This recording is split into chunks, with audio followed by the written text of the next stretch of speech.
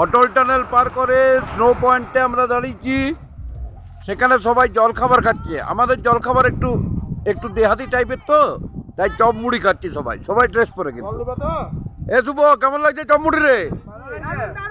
সেই চপ মুড়িটা রোদে দাঁড়িয়ে, বরফের মাঝে রোদে দাঁড়িয়ে চপ মুড়ি খাওয়া।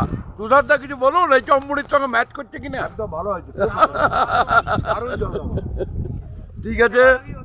হ্যাঁ, আমরা সব দাঁড়িয়ে দাঁড়িয়ে এখন চপ মুড়ি খাচ্ছি। স্বপন দা, চপ মুড়ি ঠিক আছে তো? স্বপন দার কিন্তু স্বপন দার মাথায় ঢাকা লাও, ঠান্ডা লাগবে। আমরা এখন সবাই চপ মুড়িতে ব্যস্ত।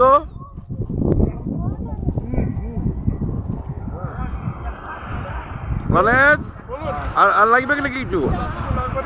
আচ্ছা, কেমন লাগছে পরিস্থিতি, কেমন লাগছে? আমরা চলে এসেছি স্নো পয়েন্ট। আমরা প্রকৃতিকেও প্রকৃতি আমাদের সঙ্গে আজ সহযোগিতা করেছে। প্রকৃতি একদম পরিষ্কার, আকাশ পরিষ্কার।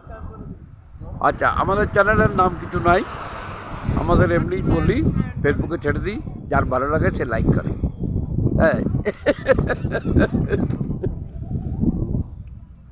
अच्छा, चौप मुड़ी आपको कैसे लग रहा? अच्छा लगा? ये माहौल में चौप मुड़ी मैचिंग करता है ना, नहीं करता है? मास्टर जी को भी अच्छा लगता है चौप मुड़ी।